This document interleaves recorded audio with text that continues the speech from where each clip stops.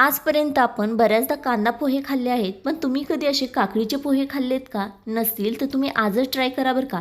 खरंच खूप छान लागतात, अप्रतिम लागतात बरं का. जर तुम्ही डायटिंग करत असाल आणि नाश्त्यासाठी योग्य पर्याय जर शोधत असाल ना, तुमच्यासाठी हा काकडी पोहा योग्य पर्याय नक्कीच आहे. चला तर मग रेसिपीला सुरू करूया. त्यासाठी आपल्याला 1 कप एवढे पोहे घ्यायचे आहेत.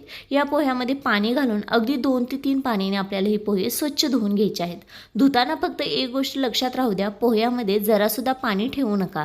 आता ही पोहे तुम्ही जाळीवरती धुतले ना तरीसुद्धा चालतील बरं का. पोहे धुतल्यानंतर 2-3 मिनटं ही पोहे असेच भिजू द्या.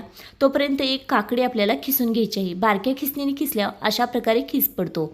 अगदी असाच आपल्याला हवा आहे. साईडला सरकवल्यानंतर याच्यामधून पाणी निघत आहे. तुम्ही म्हणसाल असंच वापरायचं आहे का?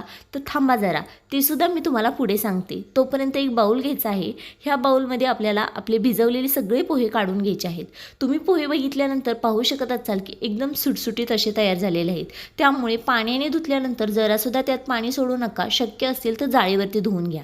आता पोहे सगळे आपल्याला हाताने व्यवस्थित असे सुट्टे करून घ्यायचे आहेत आणि याच्यामध्ये आपल्याला ही काकडी घालायची आहे. आता तुम्ही जसे विचार करत होता ना, अगदी तसं पाण्यासकट आपण काकडी याच्यामध्ये घालणार आहोत.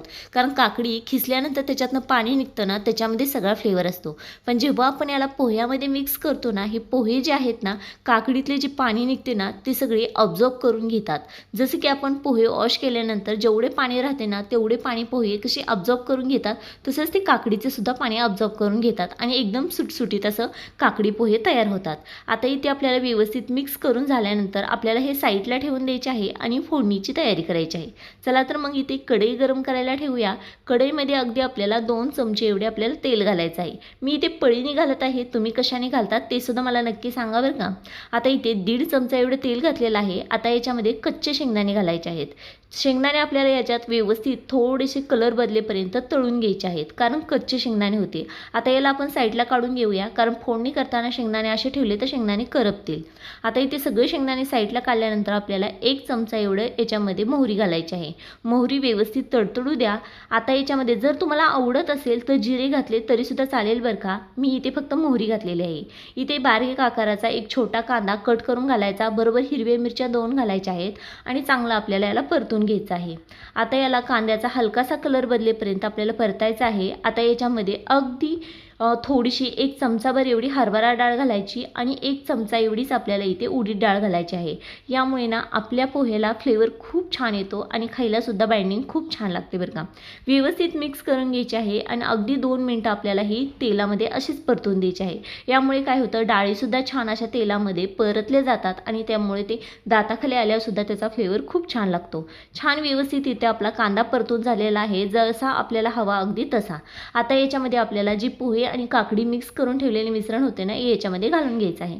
घातल्यानंतर तुम्ही पाहू शकत असाल की काकडीच्या ओलसरपणामुळे काहीही परिणाम झालेला नाही. अगदी पोहे सुटसुटीत आहेत. चवीनुसार 1 ते 1.5 चमचा आपल्याला मीठ घालायचे आहे. बरोबरच आपण भाजलेले किंवा तळलेले जे शेंगदाणे होते ते घालायचे आहेत. व्यवस्थित आपल्याला याला परतून घ्यायचे आहे, म्हणजेच मिक्स करून घ्यायचे आहे. आता इथे तुम्ही कढीपत्ता माझ्याकडे नव्हता, पण तुम्ही फोडणीमध्ये कढीपत्ता घाला, त्यामुळे सुद्धा फ्लेवर खूप छान येतो. आपल्याला याला व्यवस्थित मिक्स करायचं आहे आणि मिक्स केल्यानंतर तुम्हाला मी इथे वरती घेऊन दाखवते की काकडीच्या ओलसरपणामुळे आपला पोहे कुठेही चिटकलेले नाहीत. एकदम सुटसुटीत असं बनवून तयार झालेले आहेत. हे नाश्त्यासाठी एक उत्तम पर्याय आहे आणि खायला खरंच खूप छान लागतात. डायटिंगसाठी जर ही परफेक्ट ही असा योग्य नाश्त्याचा प्रकार आहे बरं का. आता आपल्याला झाकण ठेवून एक वाफ काढून घ्यायची आहे. आता 2 मिनटं झाकण काढल्यानंतरनं आता याच्यावर बारीक चिरलेली कोथिंबीर घालायची, व्यवस्थित मिक्स करून घ्यायचं आणि आपलं पोहे इथे बनवून तयार झालेले आहेत. आता आपल्याला इथे गॅस बंद करायचा आहे आणि पोहे सर्व करायचे आहेत. पोहे सर्व करताना एक गोष्ट लक्षात राहू द्या, डिशमध्ये पोहे सगळे आपल्याला पाहिजे तेवढे काढून घ्यायचे. काढून घेतल्यानंतरनं आपल्याला याच्यावरती बारीक चिरलेली कोथिंबीर टाकून घ्यायची आहे आणि बरोबरच आपल्याला याच्यावरती लिंबाचा रससुद्धा घालायचा आहे बरं का. आता जर तुम्ही इथं थोड्या वेळ असंच पोहे ठेवणार असाल तर पोहे गॅस बंद केल्यानंतर त्या पोह्यामध्ये थोडेसे लिंबू पिळले तरी चालेल. कशी वाटली रेसिपी नक्की सांगा कमेंट्समध्ये.